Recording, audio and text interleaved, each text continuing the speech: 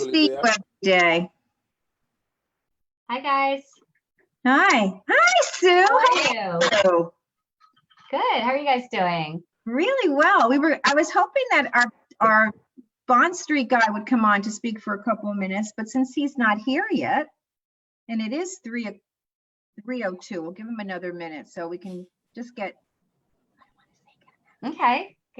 Got a nice crowd on here. Look at this. Oh, it'll be more. Well, we should hit over 100, hopefully. Wow, that's awesome. Sue Adler, are you kidding me?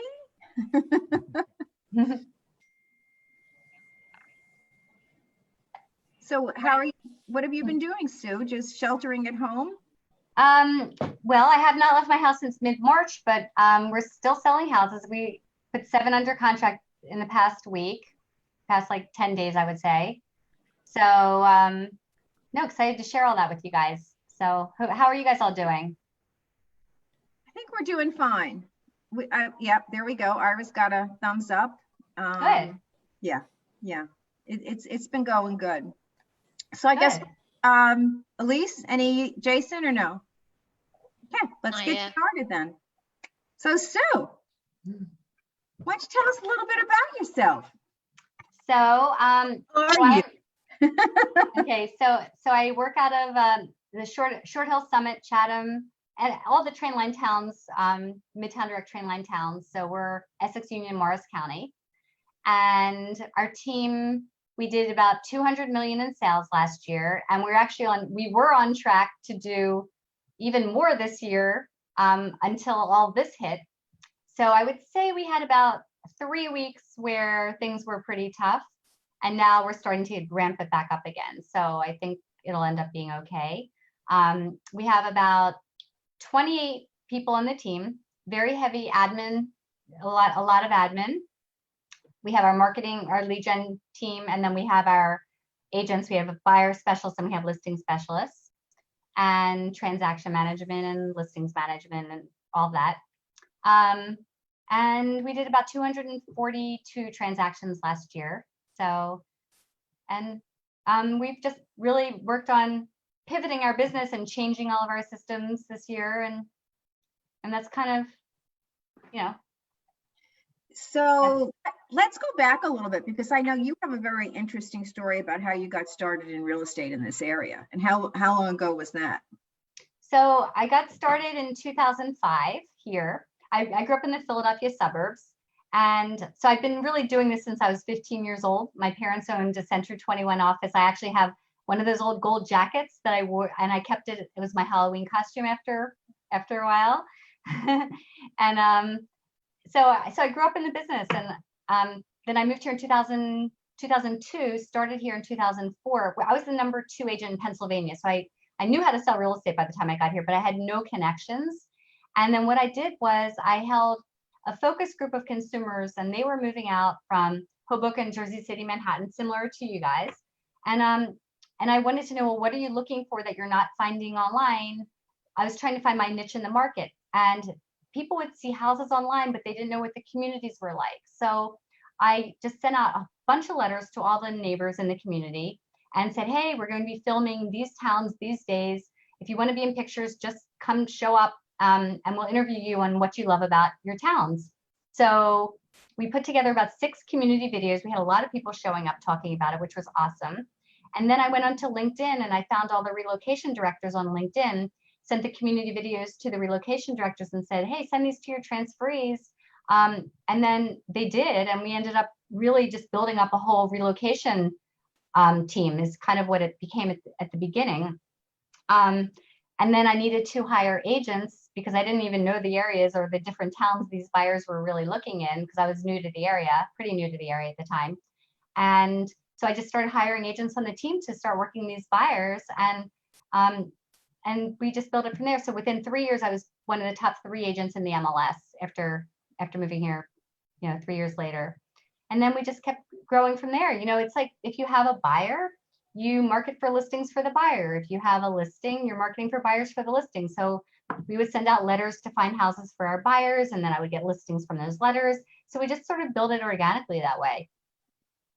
Yeah. That is so interesting. I mean, and the use of the video then, I think you were probably in the forefront of it. Yeah, nobody was really doing community videos back then. And I definitely got a lot of traction internationally, with KW. That was actually my first interview with Gary on stage. And he showed the videos. So that was definitely early for sure. So did you join KW as soon as you started in New Jersey? I joined Bergdorf for about 5 minutes. Oh yeah. It was not my cup of tea at all. It was very, I was not used to this environment where you would feel squashed. I like growth. So, yeah, so I actually brought KW. Well, there was no KW. I brought KW here. I brought Alan to KW. Oh, really? Did you know that? Yeah. No. Yeah. So Al's on my downline. Oh, Al, yeah. All of you guys are on my downline. Yep. Yep. I brought Kara and Howard to KW. So yeah, profit sharing works, you guys. Find influencers and you can do well with it. I make over $200,000 a year in profit sharing. Did you hear that, guys? Call you to just get names into your team leaders. And right? thank you, because a lot of that is your whole, Al's on my downline, so I have all you guys. Yeah, I didn't know. I mean, when I came to KW, Al was the only person that I knew at KW, so it was because I started with him right from the beginning. I knew him since he was at Remax, and we used to refer business back and forth to each other. Mm-hmm. He was an agent, and then he went over to it was in a small independent office at the time. Yeah, he went over to, he actually opened their Ridgewood office for Marin and Gilday. So it was Marin, Gilday, and Donahue. Yes. And then I brought him to Mega Camp, and I used to hold something called Megas at Maxes, I think it was called. So I would have all the top Gary Keller's mastermind group. I would invite everybody there, and I had Jay Papazan, and we all basically were at this. Mark Willis would come, and we were all at this, just hanging out, drinking and masterminding together. And so he was like, oh my God, I'm not the smartest person in the room. He tells that story a lot. So after that, he went back and Sean Rawls was the RD at the time, and he called Sean and said, okay, let's do this. So it was great. It really was. It was a good ride. I've been with him since the beginning. And we started with like enough people around my dining room table, and now look at us. You guys can't probably all fit in my house. Yes.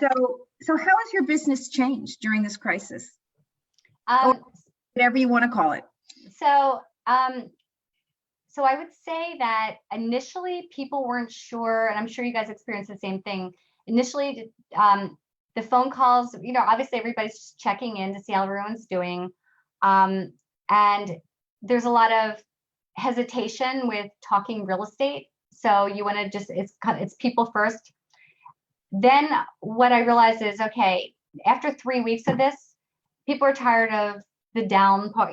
Everyone's just getting antsy. After a couple of weeks of this, people just, you ask them how they're doing, and they're going to bring up real estate, or you start talking in terms of how you're shifting things and pivoting. And I started to do a lot of video. I had been doing a lot of video previously, but I kind of stopped for a while. So I just did one on my 4 predictions, and I could share this with you guys. My 4 predictions on our post-COVID-19 real estate market. Sent that out to the whole database. That was just yesterday, but I had also posted it on Facebook, and really great traction from that.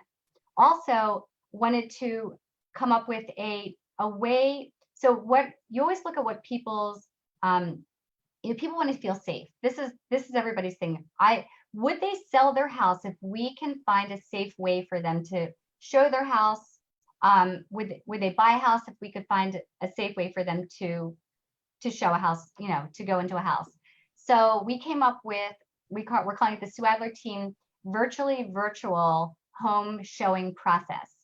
And we have it all written out. We have a flyer on it.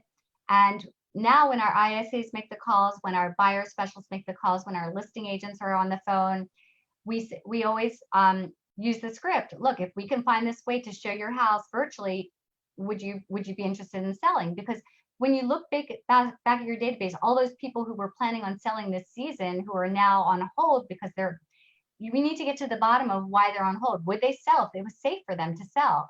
So you always want to tell stories. And so we sold 7 houses. We put 7 homes under contract this past week. 2 of them were totally 100% virtual. And the rest of them, the way the process works is we have now with our listings, we're doing Matterport on every listing. We're doing video on every single listing. We're even having the, we'll have the floor plan, the interactive floor plan. We're even taking pictures of all of the mechanics, the inside of the garage, the inside of the storage spaces. So really every little detail, we're doing the video of the outside of the house so they can see what the neighborhood looks like. We're doing a ceiling height so they can see what the ceiling height is in the floor plan. So all of the information possible is what we're putting out there now, versus the way it used to be where we would just put enough information to get them to come see the house. So now we're doing it so we are actually, it's a vetting process so that the buyers who actually want to come see it in person, they've already accepted, they've already seen the seller disclosure, they've seen all this information, they're signing off on all of this. They also, by the way, we're doing virtual open houses. So when they, so our agent's there and it's a Zoom virtual open house, and we send it out to our database. We put it on Zillow, Realtor.com, GSMLS, and so it's Zoom. So they have to register just like you would register for a regular open house. They would register for this, and the agent there is just doing the walkthrough with her cell phone, and the buyer can say, "Oh, well, just come closer to the tile so I can see what the tile looks like." So it's basically like a personal walkthrough of the house. And we did one last week. We did 4 last week. We had 23 people through the 4 last week. And this is the first time we had done them. Out of the 23 people, 1 person wants to come back and see one of them, which I think that showing went on today because they're interested in buying it at this point. They had been looking at it online. And then the other, they picked up buyers from it. So some of those people were just starting the process and weren't ready yet. So if we can do that process virtually, we're vetting the buyers before they actually physically walk in the house. So the sellers feel really good about that. Now let's just say that they love it. They want to see it one more time in person before making their offer. They have to actually we're requiring them to send the pre-approval letter to us up front before setting up the appointment to walk into the house. Okay, the sellers are very, very happy about that because they don't want to go through this otherwise. They don't want to show their houses. The buyers don't want to come see houses unless they all feel like this is going to work. So it's a really great process for all of us. Then they also have to sign the COVID-19 guidelines. You guys probably have something like that also for your showings. And then we set up the appointment where, for example, if it's one of those where I would have to accompany, like an agent accompanying on a higher end listing, I'm actually sitting in front of my computer and I'm doing a FaceTime walkthrough with them. So like, for example, if they have an agent, I'm doing a FaceTime walkthrough with their agent. So instead of me accompanying, I'm on my computer, I have all the information right in front of me, and it's less invasive. So what's happened is the buyers forget you're there, and you're able to overcome their objections because everybody's just more casual about it, and you can close the deal better because they're not shutting up because you're not physically there. So it just feels a lot less invasive. So that's working out much better. And then if it's an agent on the team who's just showing it to a buyer, that the buyer will walk through FaceTiming the agent who is standing outside of the house as they walk through, so that the buyer can point out things, ask questions as they're walking through, and then they switch, and then the agent will walk through if the agent hasn't seen the house, so that they're keeping their social distance. And then they decide if they're writing the offer or not. And so this, out of the 7 houses, 5 of them sold with 1 showing. So can you just go back, because there's a good question that I was going to ask you about the virtual open house. Andy said, I'm curious to know how you capture the information from your virtual open house. And I want to know, what programs are you using? Are you doing the virtual open house through Zoom? Yeah, we're doing through Zoom. So you can be on there if you're a listing agent, or anybody can be on there. We're doing it through a webinar on Zoom, and you want to do a webinar and not a meeting, because the meeting will show everybody's names to everybody. The webinar will just show you the names of who's walking through. So that's really important to do. But with Zoom, you can register to capture the information for them to even enter into the Zoom room. Right. So when you're sending people the link for the Zoom, they have to actually register to be able to enter into the room. So we're sending people we do our, every week we send an email out to all the local realtors and also to the consumer database with our listings and our open houses. So we're just including that for each one. Are you doing virtual realtor tours also? I mean, when the house hits the market? Well, we haven't been, but we were actually just talking about starting doing those. We're inviting the agents also to preview through Zoom also. Here's the thing also, since Zoom records everything, you can share there's 2 copies of it. There's the presenter copy and there's the attendee copy. So you could share the attendee copy with other people so that you basically have that video now recorded. Don't share the copy that's the presenter copy because it'll show the names of everybody who was through. Okay. You writing this down, guys?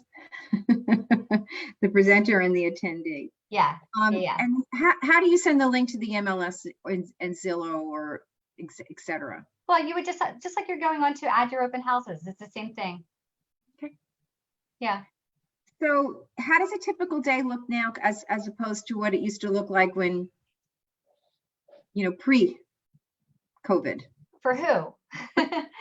For me, my days go into my nights. I mean, so yesterday I had Gary Keller's mastermind and I'm going to read you something. Are you familiar with Keith Cunningham? Anybody raise your hand? From Tony Robbins' Business Mastery. Mm-hmm. He was also the guy who, if you're familiar with Rich Dad, Poor Dad, that's who Kiyosaki referred to as Rich Dad. And so he's the guy that Gary interviewed yesterday at our mastermind, and it was amazing. So if you go on to, I would absolutely look at his videos. They're so good. I'm going to just read some of this to you.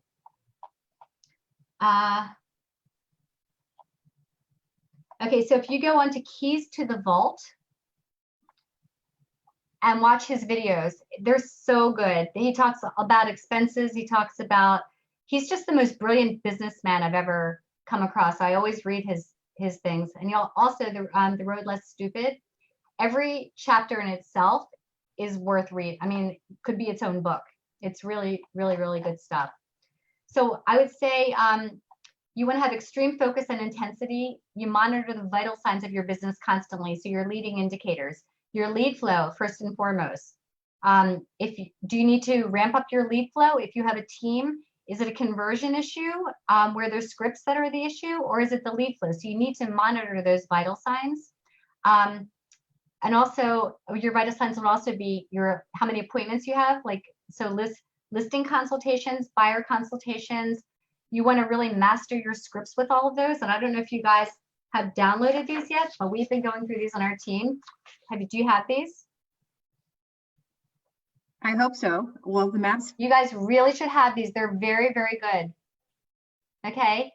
And the other video that I've been working on with by the way, this is 40 some pages.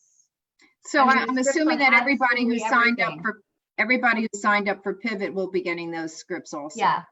Mm-hmm. Yeah. Also, Sarah Reynolds and Brian Kane did a video they did a KW Connect training. If you guys are not taking advantage of the KW Connect trainings, you absolutely should. They're so good right now.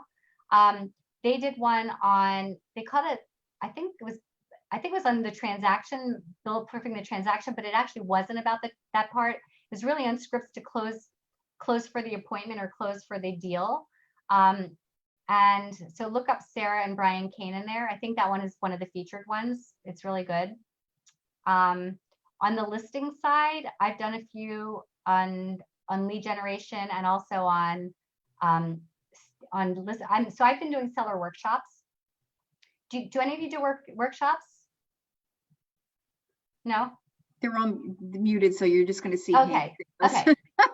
So the other thing, so when you ask what I've been doing, my days I really am keeping track of what is working, what's not working, where do I need to insert myself, where do people need help, I want to make sure you have to have conviction. When you're speaking with the buyers and sellers right now, know your scripts, know your messaging, feel really confident about it, because they are relying on us for their confidence. They need us for that confidence.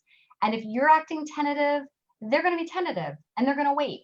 If you're showing them a way to be able to do what they really want to do, you need to be able to have conviction with that. Otherwise, somebody else will have that conviction and they're going to list with that person.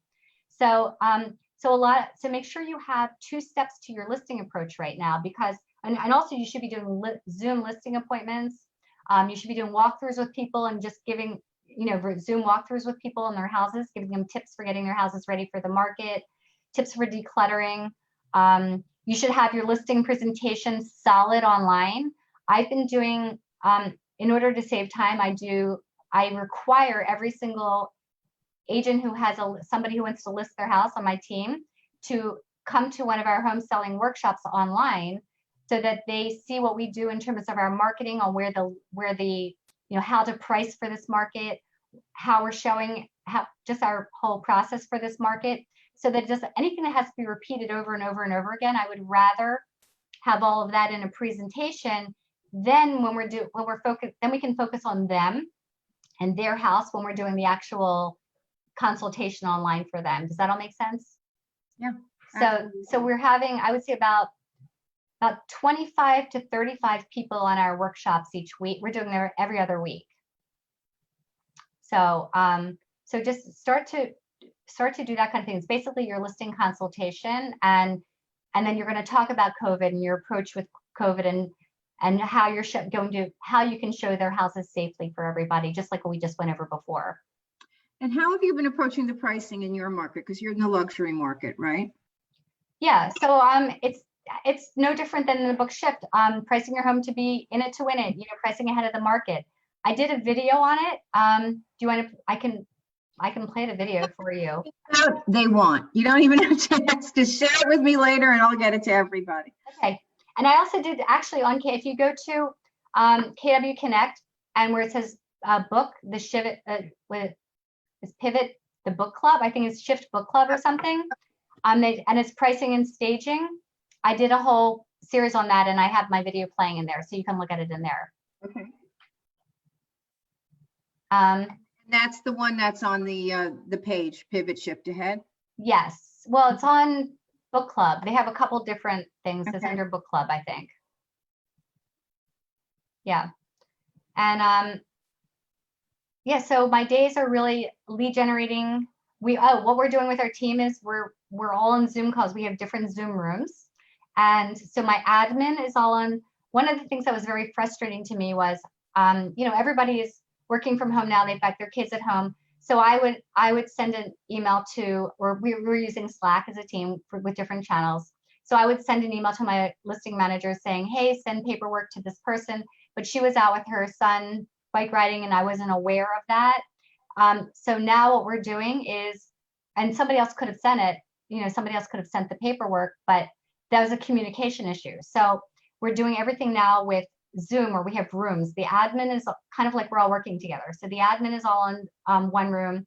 I have the buyer specialists in another room. I've got my ISAs in another room and listing agents together. So we have a buyer side ISA who's actually with the buyers. I've got the listing side ISA with the listing side ISAs with the listing agents. And I can kind of go from room to room. And then we have a separate room for where we have our appointments, our Zoom appointments. So this way there's real accountability, because at the end of the day, we can go on and say, okay, what are your numbers? What have you either put under contract today? How many contacts did you make? How many appointments did you set? And it's accountability when you see everybody on the team together doing this. And, because the slackers aren't going to make it in this market. It's just not going to happen. And now, so what we're doing is, the whole thing is you want to top grade. You want to always, talent is really cheap right now. So, talent is on sale. And this is what Gary Keller was saying and stressing to us yesterday. So it's time for everybody to really hit their A game, because this is where people either show up or they're just not going to make it going through this. It takes 10 times more effort to make a sale, to get an appointment, all of this. And it's all about finding the motivated. So we all need to be finding the motivated. And it's so important just to keep our energy up and our mindset really strong with this, and work out and eat right, because we just have to be there for our clients, and we have to be the positive force in their life right now. People need us as their light, you know, on our teams, they need us that way, and also our clients need us that way. So what are you doing to keep your mindset? Like, what do you do for you? So underneath my desk right here, I have one of those little bicycle things.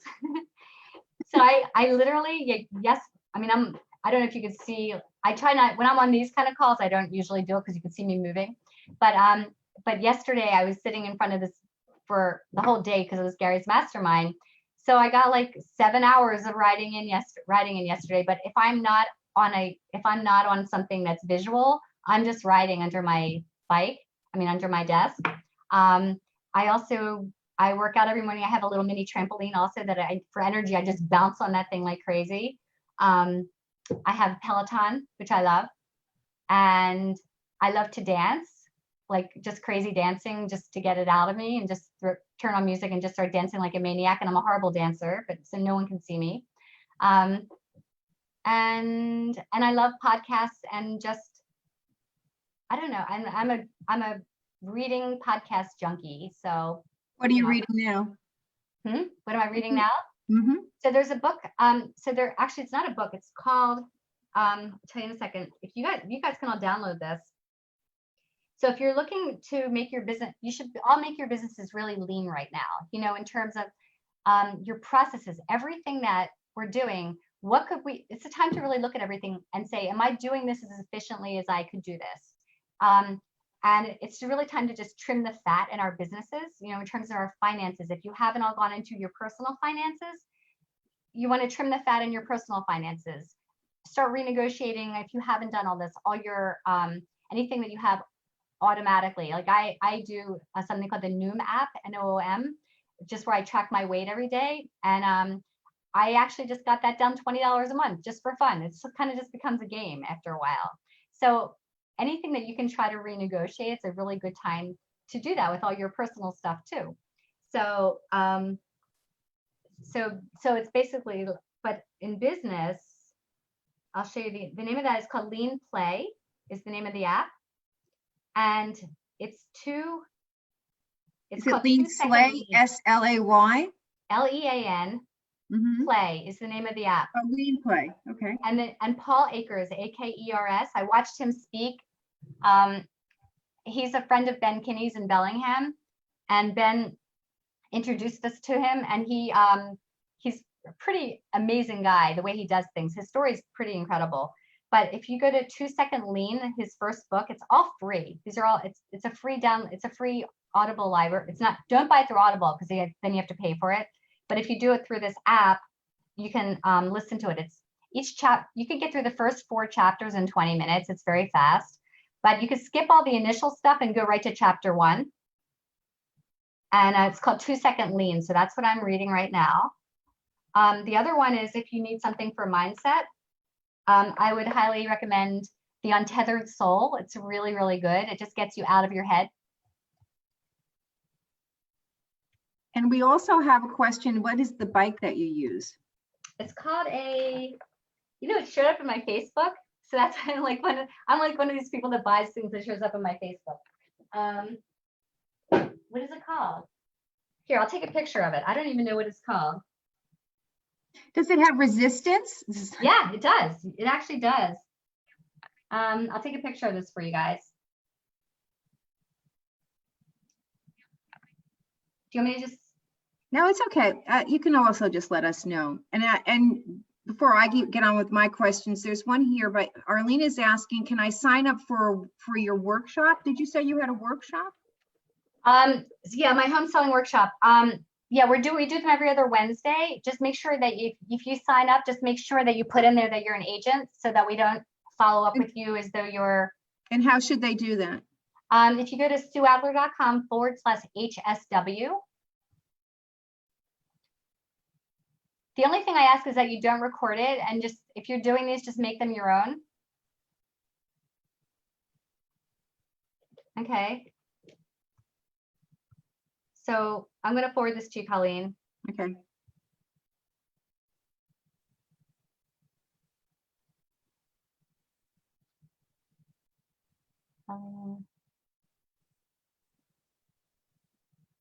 Cuss off. Here we go. Okay. Thank you. Hey, back to Yeah. the little sheet that Al gave me. I wonder if he's gonna, what time did you finish with Gary yesterday? What time to finish with Gary? Yeah, because Al's on the Well, I don't know. I don't remember. Right around this time. Yeah. So let me just see. What are your questions here? I think I've been asking you though. So let's go to this one. What tangible piece of advice could you give our agents that they could implement today or tomorrow that would help their business during this crisis? And I think you just did that with telling them to cut costs. Yeah. I mean, it's, first of all, guys, it's a matter of just pounding the phones, call your database. I mean, you really just get on the phones and call your database and they're the ones who want to help you. Just tell them, look, just say, I started out by saying, look, we were really slow. But we were really slow the past couple of weeks, but now buyers are coming out from the city. They need to buy a house. These people don't want to be in the city right now. And we have people who also, we have people who have, their leases are up and they have to be out by end of June or end of July. So talk about those people and just say, who do you know that will be selling? I really, really need to reach out to all of my clients right now and see, because it's my clients. I found that it's my clients that are always the ones willing to help me the most. So I'm hoping you can help me. And people want to help you when you put it that way. You know, asking for help is magic, isn't it? Yeah, exactly. Mhm. And people, then it really makes them think, because they want to, if you did a good job for them, they're going to want to help you. The other thing I started doing was every time we have a success story, I'm doing a Zoom interview with that client. So we just closed on a house, and the seller called me right afterwards and said, "Thank you so much. You saved my life." Those were his words. So I said, would you mind doing an interview with me? So we went right on to the interview. And what I did was I ended up breaking it out into chunks of different parts of the transaction. And so we're going to make that into a whole blog post also. And so they're just things like that. Every single winning story, just tell the stories. And when you have the stories to tell, that's what's going to get you the business. People need to hear your success stories right now. Do you have a social media strategy that you use? So right now I'm into total education, just what we have to be careful. Hi, Michelle. I see Michelle Danaher on there. How you doing? Hi. So we have our strategy is we're first of all, we're doing a lot to help the community. So we're doing the porch photos. I forget what they're called. Do you know what I'm talking about with the porch photos? Where we have flag. Do you have flag in your area? FLAG? No. Has anybody heard of that? No. So it's the front line.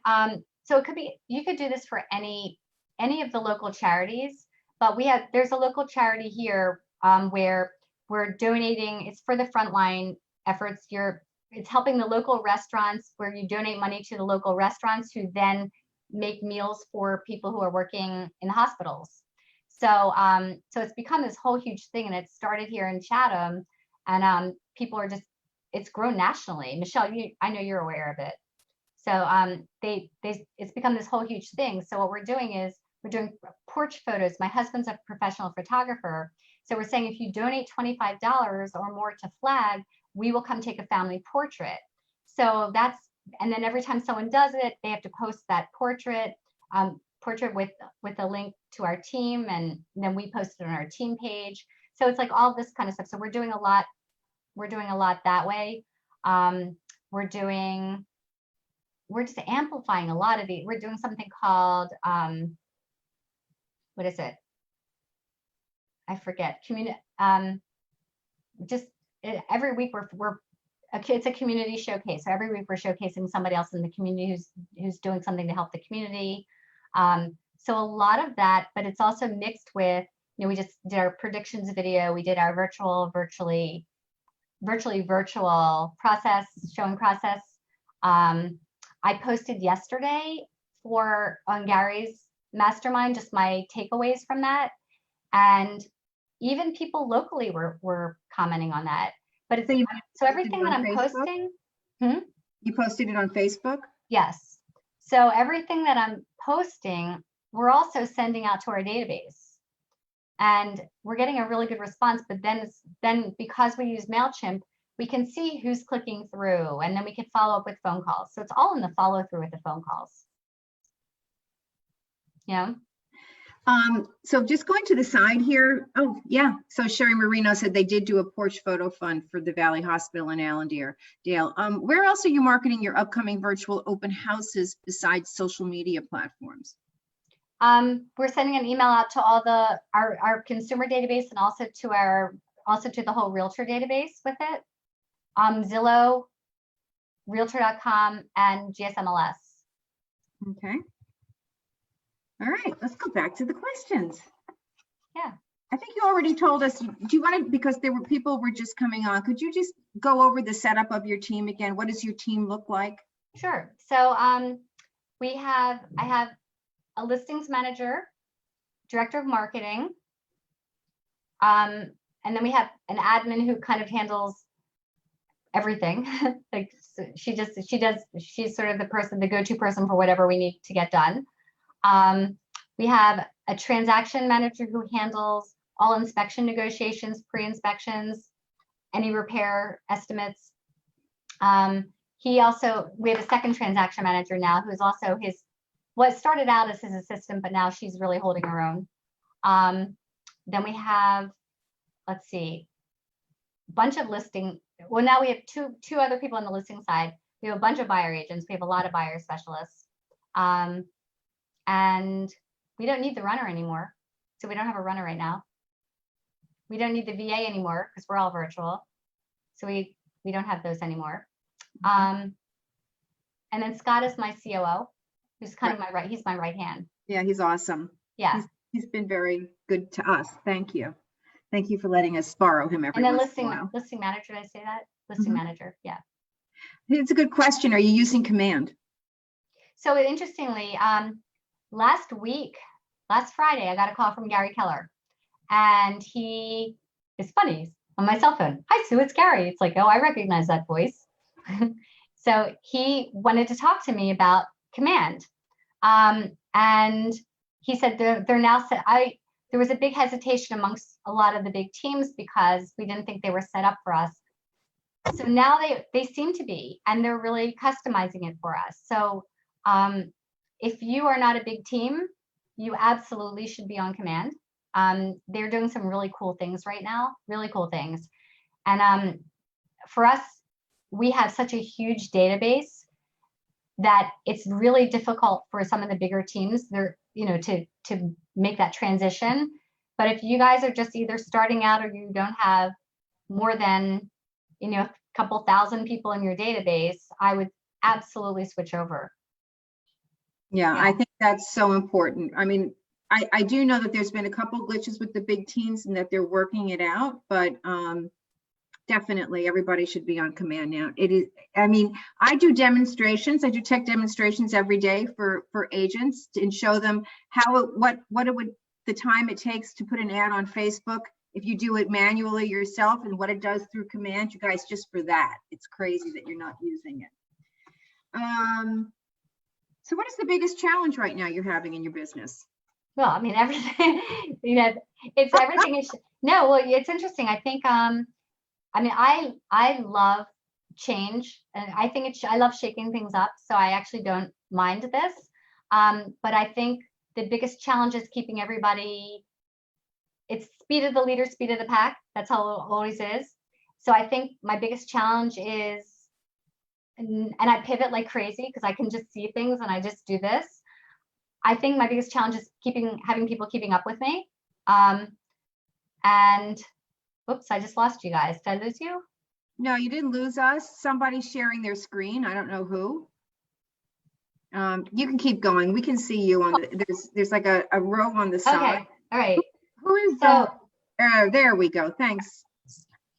I tend to be again. Oh, I thought we were being Zoom bombed, but we're not. No. No, I tend to be a real perfectionist when it comes to the systems and efficiency. So I feel like right now we're not as efficient as we could be. And that's part of where command comes into play, where they think they can make us a lot more efficient than we are, for sure. So I get, so I would say my biggest frustration is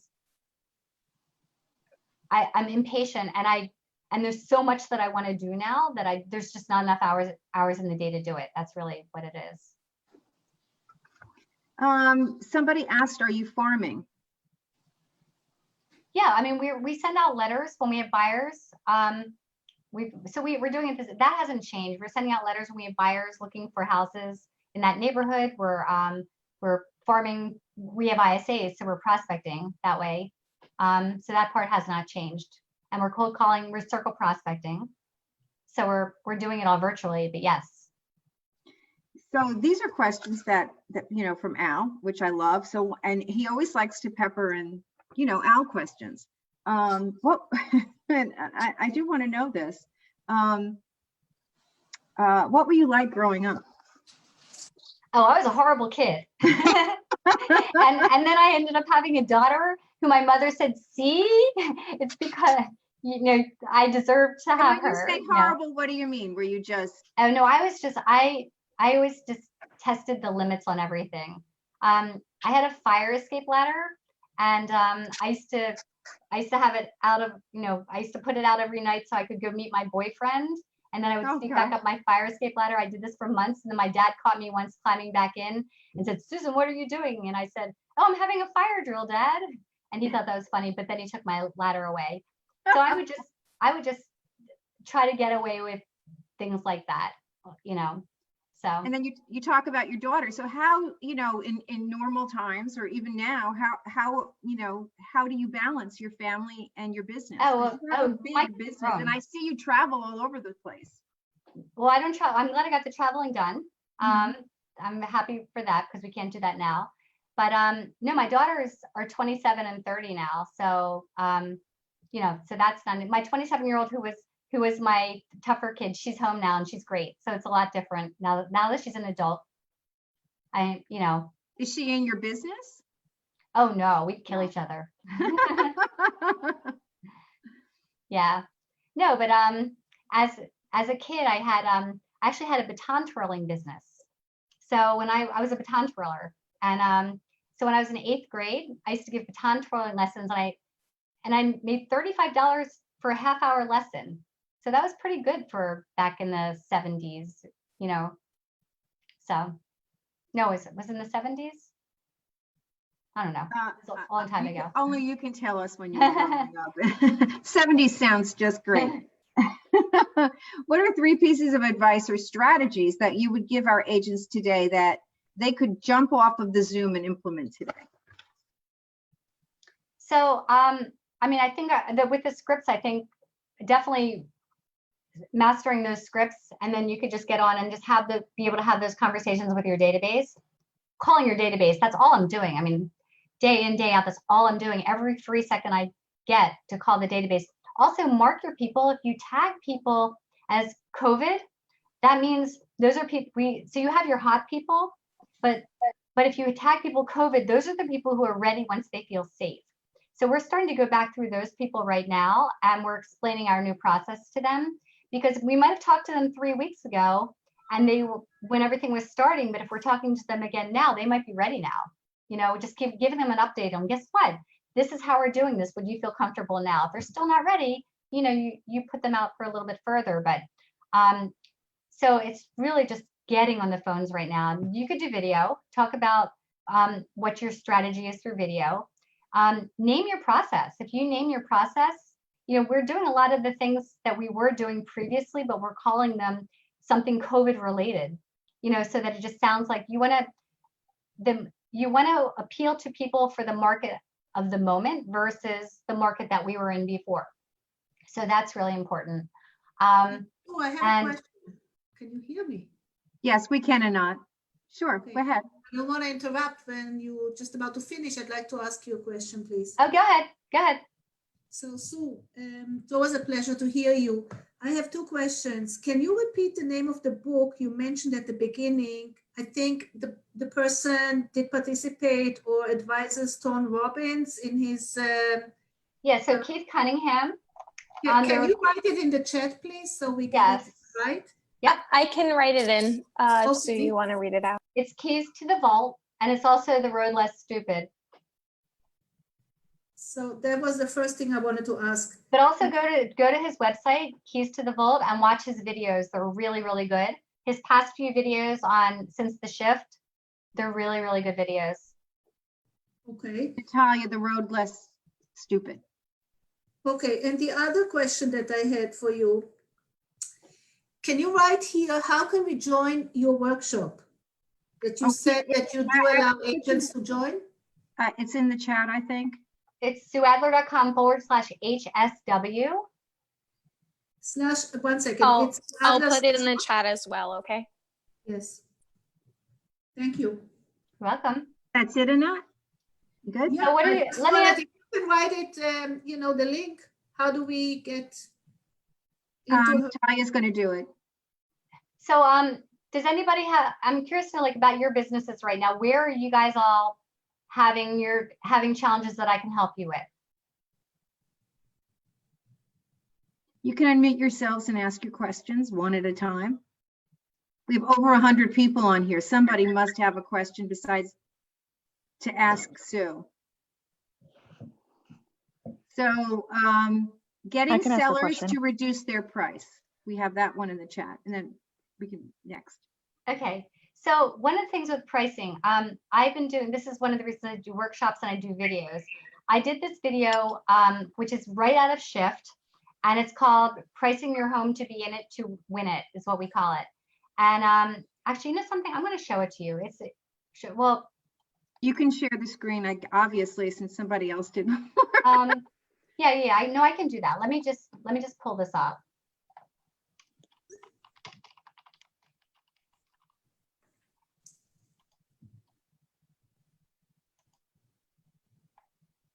I think this will be helpful to you. So let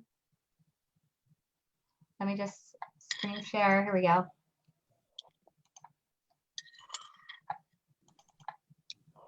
Do you see it? Yes. Sue Adler, and I'm here to talk to you today about pricing your home to be in it to win it. And what I mean by that is you don't want to overprice your home because then you're out of the market. You want to price your home to be in the market.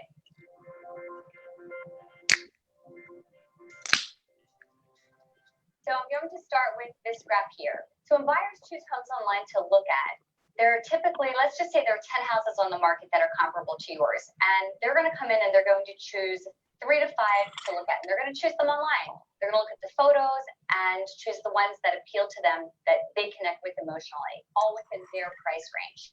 Now, when you are one of those 3 to 5 homes, you are in the market.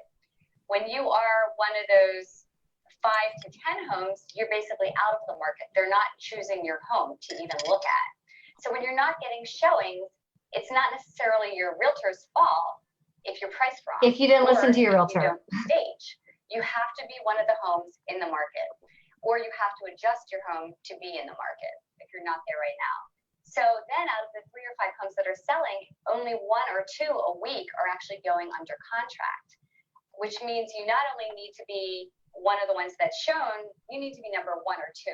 So out of the 10 homes, you need to be number 1 or 2 to actually sell your house. So if you're getting showings, but you're not getting offers, so you're number 3 to 5, but you're not getting offers, you really need to do a price reduction so that you become number 1 or 2. If you have all those fence sitters and they like your house, but they're just not jumping on it, adjust your price and then you could be in the market and get your home sold. Now, what happens also, which is a big mistake, is the little increment price reductions, because then what happens is you're chasing down the market and you're constantly out of the market. You end up being in what we call no man's land. So when you're looking at the comps, you don't want to be at that blend-in price where everybody else is, because those are kind of just sitting there. You want to be ahead of the market so that you can get your home sold and really be in the market and in it to win it.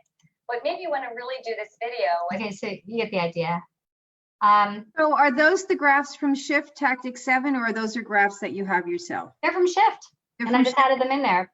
Mm-hmm. I mean, I did the 10 home one I added in. I don't think that was from Shift, but But But here's those the graphs thing. you can find and shift there. I think most of them are in tactics 7. Yeah. So one thing I have learned is this is the reason I like to do the workshops. This is the reason I like to show this video at every listing appointment. I bring it up to them again during when I'm having the price reduction phone call, is because then they don't take it personally. They don't feel like, oh, you're just trying to beat me up over price. This makes it so this is our strategy.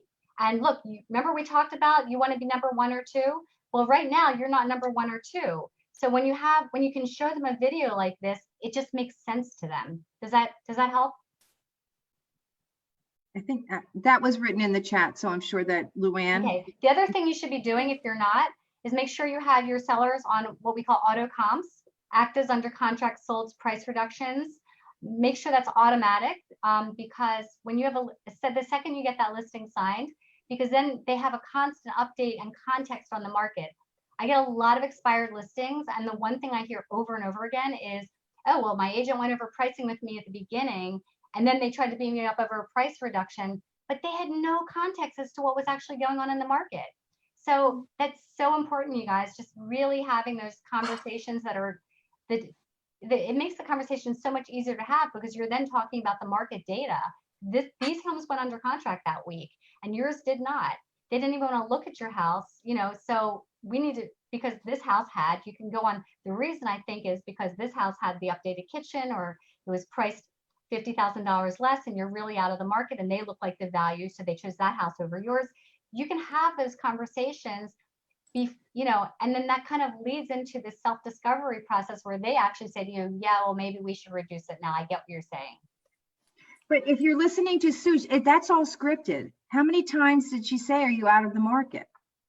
You have to constantly. Time is the enemy of price. That's all the time. You always hear me saying time is the enemy of price. Mm-hmm. Thank you, Sue. You're welcome. Hey, Luann, you can unmute yourself. Anybody else have a question? I do. All right. Emery. Hi. Hi. Yes. How are you? Good. How are you? I'm okay. So I had a couple questions. One was about your videos, and I know you said you're doing a lot more of them now. Are you would this look like a more professional piece put together versus you just getting behind your own phone and talking? So tell me a little bit about what you're using. So I've been using Viral Marketing, VYRAL. I know them. Yeah. Yeah. So they charge $500 a month and they do a video once a week. I actually think it's really expensive to do this like that. I mean, what I've been doing is I'm just doing a video like right here on my computer. Then I'll send it to Viral and they'll make it all pretty. But I realize I can bang out a lot more videos. Right now, there's so many college kids who can probably just do the video editing for way cheaper than that. So we're actually talking about getting rid of Viral because they're too slow for me. If you want to really get videos out, their turnover time is just not great right now. But it should be very easy to find a college kid, high school kid to do video editing right now for really cheap. Okay. And then my second question to you is very specific. And I know you're not a buyer's agent currently and you're running this bigger business, but if your buyer came to you with this challenge, what would you recommend? If my buyer, what challenge? I'm sorry. Did you get to that? So the challenge is, I had a client I was working with who I had a buyer's consult with, signed a buyer agreement with, etc. We went through the process, and then towards the end of the negotiations, they asked me for half of my commission. And I said, no, thank you. And I'll let you out of the contract and you go find your own house because it's not up for debate.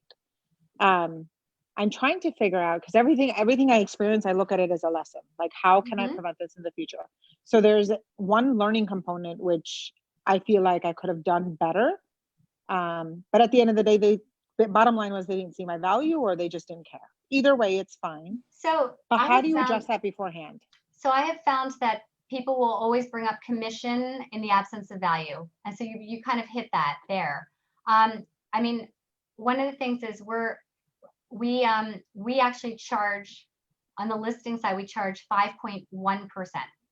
And what I say is we charge a little bit, we used to charge 6%, but now the times don't call for 6%, but we are a notch above everyone else. We do so much more than everyone else. So nobody ever complains about the 0.1. And they're like, yeah, you're right.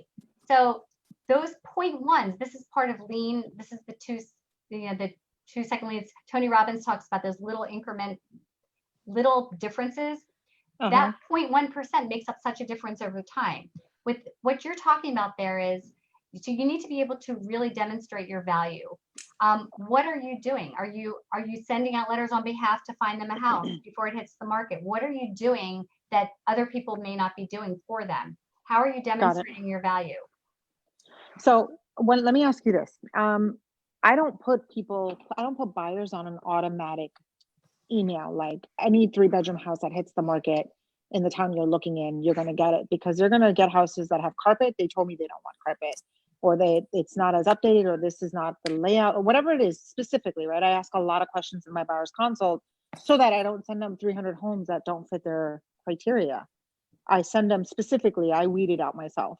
And I'm wondering if that's hurting me, because so it's hurting you if they go on and they see that house before you've sent it to them. So it's hurting you. So I would actually say to them, it's all scripting. I would keep them on, keep them on the drip with those things at the same time. First of all, if they don't want carpet, that's a stupid reason to not want a house. I mean, they can always pull up carpet, right. I'm just giving you an example, right? Yeah. Okay. Just specific criteria. So just say, I'm going to have you, so that you get everything real time. I'm going to put you on this automatic email. At the same time, I'm going to call you when it's something that I think it's worthwhile for you to take a look at. And I will also go to the house and do a whole video of it for you.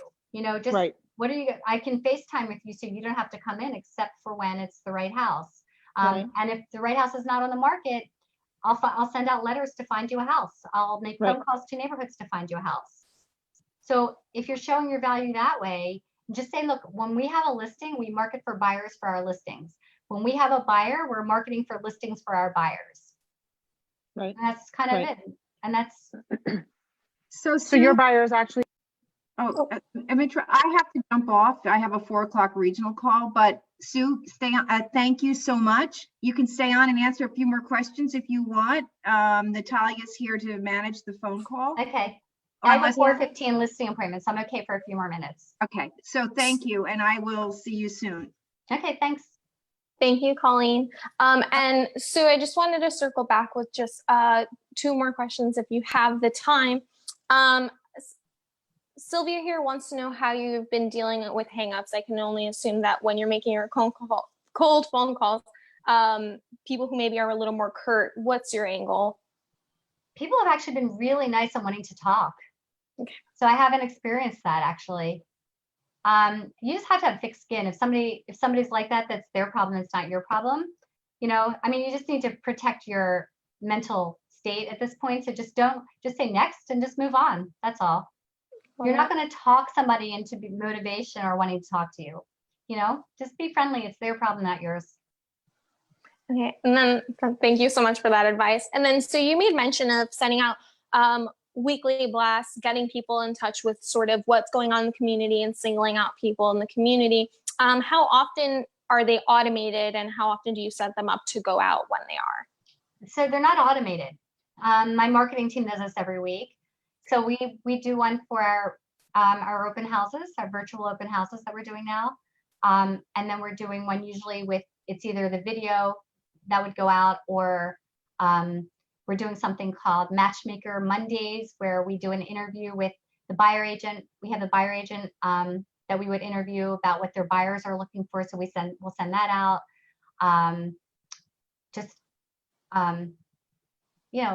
So I would say we don't like to spam our database, so nothing more than, it's usually the listings and then one other thing during the week. Yeah. Okay. Yeah. Thank you, Sue. You're welcome. I think that sums up the conversation within the chats. I don't know if you have any other gems you wanted to leave people with. No, I just keep doing what you're doing. The people who keep making their phone calls every single day and just set up those virtual appointments on a constant basis, you're going to come out fine. The people who are just kind of taking vacation right now and just feeling like, well, I'm going to wait this thing out, those are the people who are not going to come out fine. So it's just a matter of digging for the gold and finding the motivated. Fantastic. Yeah. Okay. Well, Sue, I am sure you're seeing a shower of thank yous coming in. We're so grateful for you spending this time And with send all me of your us here at referrals Keller. to any of the, so my towns are Maplewood, South Orange, Milburn, Short Hill, Summit, Chatham, Madison. Then we do Livingston, West Orange, Westfield, New Providence, Morristown. So those are all my towns. So send me your referrals, guys.